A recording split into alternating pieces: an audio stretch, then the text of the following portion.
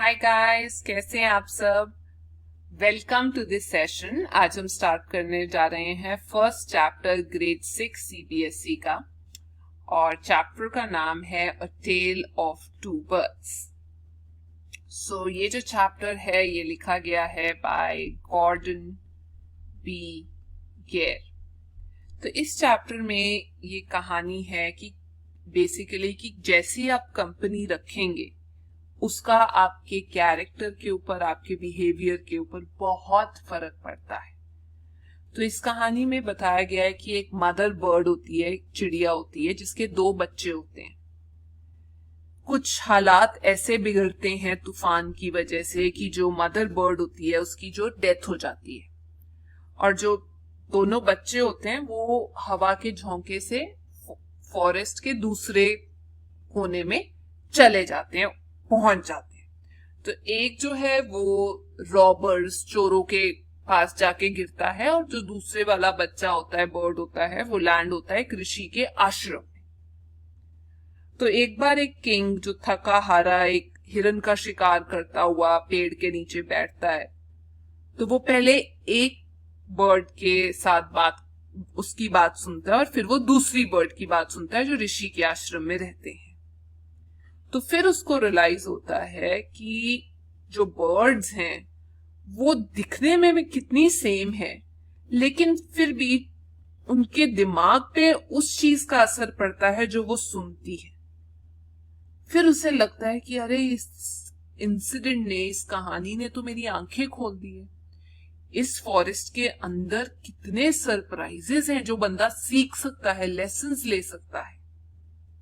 चलिए देखते हैं, स्टार्ट करते हैं कहानी।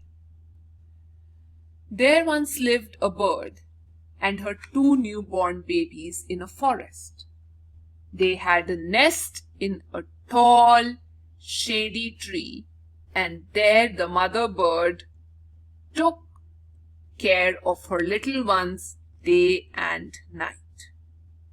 तो क्या होता है, इसमें बताया गया है कि एक बार की कहानी है जहां पर एक मदर चिड़िया होती है, एक मदर बर्ड होती है, जैसे आप देख सकते हैं यहाँ पर।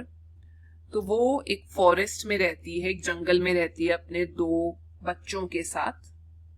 तो ये जो मदर होती है, बर्ड होती है, मदर बर्ड, जैसे हर मदर अपने बच्चों का ध्यान रखती है वैसे ही इस पेड़ के ऊपर, एक टहनी के ऊपर अपना नेस्ट बनाकर ये अपने दोनों बच्चों को खाना परोसती, उनका ध्यान रखती और उनको संभालती। तो बेसिकली वो जो ट्री था और वो जो घोंसला था वो उनका घर था। आगे देखते हैं क्या होता है। One day there was a big storm. There was thunder and lightning and rain and the wind blew away many trees. The tall tree in which the birds lived also came down.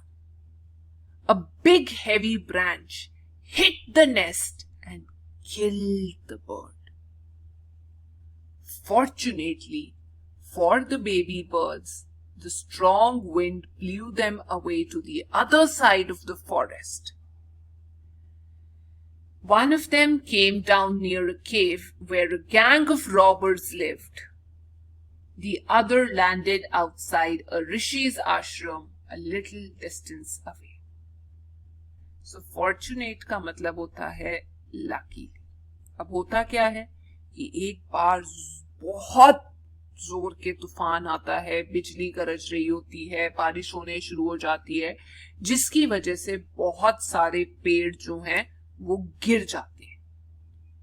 तो ये जो पेड़ है जहां पर ये चिड़िया रहती होती हैं वो बहुत बड़ा पेड़ होता है और वो भी जो स्टॉर्म है, जो तूफान है, उसको बर्दाश्त नहीं कर पाता। तो उसकी एक टहनी जो है, भारी टहनी, ब्रांच, वो गिरती है और जैसे ही वो गिरती है उसकी वजह से जो नेस्ट होता है वो तबाह हो जाता है और जो मदर बर्ड होती है वो मर जाती है। लेकिन लकीली जो तूफान होता है वो क्या करता है, it blew them away. Blue away मतलब उनको दूर ले जाता है तूफान, जो बाकी दोनों चिड़िया होती है, और एक को उठाकर मतलब फॉरेस्ट की दूसरी साइड पे ले जाता है और एक को आश्रम के पास घेर देता है जहां ऋषि रहते हैं, और एक जो है चोरों के पास, रॉबर्स मतलब थीफ जो चोरी करते हैं, उनके गैंग के बाहर आके गिर जाती है जहां वो रह रहे होते हैं। आगे देखते हैं क्या होता है। Days passed and the baby birds became big birds. One day, the king of the country came to the forest to hunt, शिकार करने. He saw a deer and rode after it. It ran deep into the forest, followed by the king. Soon the king lost his way and didn't know where he was. अब महीने बीत जाते हैं, दिन बीत जाते हैं, और जो छोटी छोटी चिड़िया होती है वो अब बड़ी हो जाती है। एक बार एक जो राजा होता है उस कंट्री का, उस देश का, वो फॉरेस्ट पहुंच जाता है, उसी फॉरेस्ट जहां पर वो चिड़िया रहती होती हैं। वो वहां पर शिकार करने पहुंचते हैं और वो एक डियर मतलब हिरन का शिकार कर रहे होते हैं। एक हिरन देखते हैं, उसके पीछे भागना शुरू कर देते हैं। तो जो हिरन होता है वो अपनी जान बचाने के लिए दूर भागता है भागता है भागता है। उसे तो फॉरेस्ट के बारे में मालूम है, तो वो तो फॉरेस्ट के अंदर चला जाता है और पीछे पीछे किंग भी जाना शुरू कर देते हैं। और जल्दी किंग को ये पता लग जाता है कि वो गुम हो चुके हैं, वो अपना रास्ता खो चुके हैं। आगे देखते हैं। He rode on for a long time. Rode on का मतलब ट्रेवल किया उन्होंने, till he came to the other side of the forest. Very tired by now, he got off his horse and sat down under a tree that stood near a cave. Suddenly he heard a voice cry out, "Quick, hurry up! There's someone under the tree. Come and take his jewels and his horse. Hurry, or else he'll slip away." The king was amazed. He looked up and saw a big brown bird on the tree under which he was sitting. He also heard a faint means unclear, noises issuing from the cave. He quickly got onto his horse and rode away as fast as he could. यहाँ पर Jules का मतलब होता है जो James होते हैं, जो हीरे जवाहरात होते हैं, उसको हम ज्यूल्स बोल देते हैं। ठीक है। अब होता क्या है कि जैसे ही जो किंग है वो चलते चलते फॉरेस्ट के दूसरे किनारे पे पहुंच जाते हैं, दूसरी साइड पे पहुंच जाते हैं, और इतना थक जाते हैं कि उनको लगता है कि अब मुझे अपने घोड़े से उतर के थोड़ा सा अपनी पीठ सीधी करके रेस्ट कर लेना चाहिए। तो उनको एक पेड़ दिखाई देता है, वो घोड़े से उतरते हैं और घोड़े को बांधकर अपना ट्री के नीचे बैठ जाते हैं। वो ट्री बिल्कुल केव के पास होता है। तो जैसे ही वो बैठते हैं वहां पर एक आवाज आती है, जोर की आवाज आती है कि जल्दी जल्दी जल्दी आओ, जल्दी करो वरना ये बंदा भाग जाएगा, इसका सब कुछ चुरा लो। इसके पास ज्यूल्स हैं, काफी सारे जेम्स हैं मतलब प्रेशियस स्टोन्स हैं, जवाहरात लग रहे हैं, घोड़ा है, जल्दी करो इससे पहले ही स्लिप अवे। स्लिप अवे का मतलब गेट अवे, मतलब ये भाग जाए इससे पहले की। तो किंग ये सब देख के वो तो हैरान हो जाते हैं, सुनकर सरप्राइज्ड हैरान हो जाते हैं, और वो ऊपर नजर घुमाते हैं देखने के लिए कि कौन है। तभी वो देखते हैं कि वहां पर ऊपर एक बिग ब्राउन बर्ड, चिड़िया जो है पेड़ पे बैठी हुई थी, और साथ में ही वो थोड़ी धीमी धीमी आवाजें सुन रहे होते हैं जो उस केव से आ रही होती हैं। तो फटाफट वो एक सेकंड गवाए बिना, उनको लगता है कि ये लोग तो यहाँ मुझे लूट लेंगे, तो फटाफट वो घोड़े पे बैठते हैं और जितनी जल्दी हो सके वो वहां से भागना शुरू कर देते हैं। आगे देखते हैं। Soon he came to a clearing. Clearing का मतलब होता है खाली जगह फॉरेस्ट के अंदर, which looked like an ashram, जो एक आश्रम की तरह लगती है. इट वॉज द ऋषिज आश्रम. तो होता क्या है, वो जो केव होता है वहां पर तो रॉबर्स रह रहे होते हैं और दूसरा जो है वो आश्रम लगता है. तो वो अब आश्रम के पास पहुंच जाते हैं. And the king tied his horse to a tree and sat down in its shade.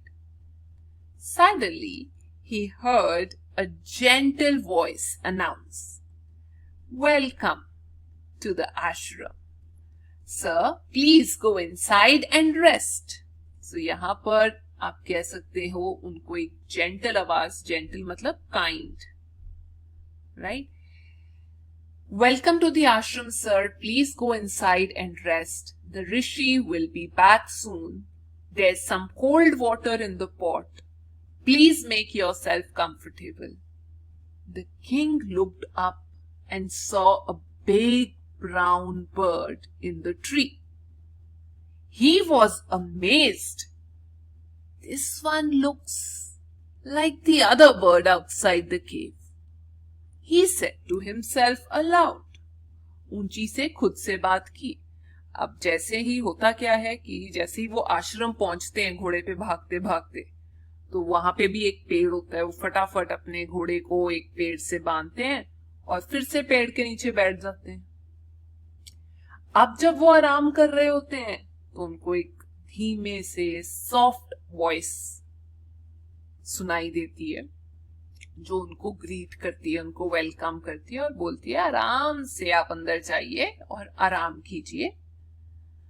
और वहां पर ठंडा पानी भी पड़ा है एक पॉट के अंदर. आप आराम से उसको पीजिए और तब तक ऋषि आ जाएंगे. तो किंग इतना हैरान होता है कि वो आवाज सुनकर ऊपर देखता है. एंड जब किंग ऊपर देखते हैं तो फिर उनको दोबारा से वही वैसी दिखने वाली बड़ी बिग ब्राउन बर्ड दिखाई देती है पेड़ के ऊपर, जैसी उनको उस केव के पास दिखाई दी थी जहां रॉबर्ट्स रहते हैं. तो वो जोर के खुद को बोलते हैं, अरे ये तो बिल्कुल वैसी बर्ड है. तो अब आगे क्या होता है ये हम नेक्स्ट क्लास में पढ़ेंगे. Thank you, take care.